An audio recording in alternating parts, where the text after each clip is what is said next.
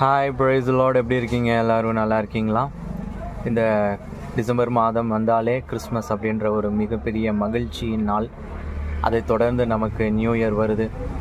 இந்த நாட்களெல்லாம் நம்முடைய இருதயத்திற்குள்ள கிறிஸ்து பிறந்தார் என்ற மனமகிழ்ச்சியும், புதிய வருடம் புதிய காரியங்களை ஆண்டவர் செய்வார் என்ற நம்பிக்கையும் விசுவாசமும் இருக்கணும். நான் ஒரு வேலையாக ஒரு ஊழியமாக இங்கே சிவகாசி வந்திருந்தேன். So you can see this. சிவகாசியில் ஒரு பட்டாசு கடையில் ஐ வாஸ் வெயிட்டிங். ஒரு கிறிஸ்தவர்களுடைய பட்டாசு கடை தான். இங்கே எதுக்கு வந்தேன்னா, கம்மிங் கிறிஸ்மஸ்க்கு சில பட்டாசுகள் சின்ன பிள்ளைங்களுக்கு வாங்கியிருக்கு. ஏன்னா இந்த ஊரில் இந்த மக்களுடைய பிரதானமான தொழில் பட்டாசு தான். இதை நம்பி தான் பல ஆயிரம் பல லட்சம் குடும்பங்கள் வாழுது.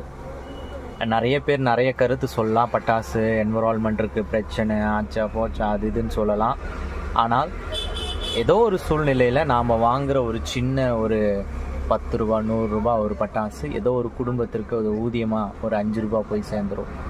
அந்த ஒரு சின்ன மனமகிழ்ச்சி தான். அதே சமயத்தில் நம்மளுடைய சபையிலையோ நம்மளுடைய வீட்டை சுற்றி இருக்கிற பிள்ளைகளுக்கு அந்த நாள் ஒரு சின்ன மனமகிழ்ச்சியை கொடுக்கணும். மற்றபடி இதில் பெரிய ஃபிலோசஃபி பார்க்குறது கிடையாது, பெரிய காரியத்தையும் செய்கிறது கிடையாது. ஸோ உங்களால் முடிஞ்சுன்னா நீங்கள் இங்கே வரலாம். ரொம்ப கம்மி விலைக்கு தான் விற்கிறாங்க பட்டாசு. நம்ம இந்த சைனா பட்டாசு அப்படிலாம் சொல்கிறாங்க. நம்ம மக்கள் தயாரிக்கிற இந்த மாதிரி பட்டாசுகளை நம்ம வாங்குவோம். அவர்களுடைய வாழ்வாதாரம் மாறணும், வாழ்க்கை மாறணும். அட் த சேம் டைம் இந்த ஊர் பொறுத்த அளவுக்கு அந்த கிறிஸ்மஸ், நியூ இயர், தீபாவளி தவிர மற்ற நாட்களில் மிகப்பெரிய விற்பனை இருக்காது.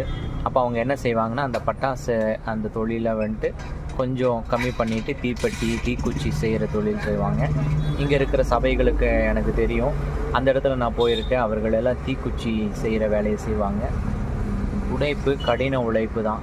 ஆனாலும் அவர்களுடைய அந்த இருதயம் மென்மையானது. இங்கே இருக்கிற உழைப்பாளர்கள், இங்கே சிவகாசி, சாத்தூர், விருதுநகர், அங்கே சுற்றியுள்ள பகுதி, கோயில்பட்டி அப்படின்னு இங்கே இருக்கிற உழைப்பாளிகளுடைய இருதயங்கள் ரொம்ப மென்மையானது. இந்த பக்கம் ஊழியம் செஞ்சனால எனக்கு தெரியும்.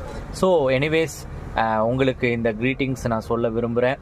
இன்னும் 3 டேஸில் வந்துட்டு கிறிஸ்மஸ் வரப்போகுது. அந்த கிறிஸ்மஸ் டே உங்களுடைய வீட்டிற்குள்ளே புதிய கிறிஸ்து வந்து பிறக்கணும், புதிய மகிழ்ச்சி வந்து பிறக்கணும். ஆவியானவர்களுடைய குடும்பத்தை ஆசீர்வதிக்கணும். உங்களுக்காக நான் ஜெபித்துக் கொள்கிறேன். எங்களுக்காகவும் ஹம்பிள் பிகினிங் மினிஸ்ட்ரி ஊழியத்திற்காகவும் நீங்கள் ஜெபித்துக் கொள்ளணும். Thank you so much. உங்களோடு பேசினதில் ரொம்ப சந்தோஷம். God bless you.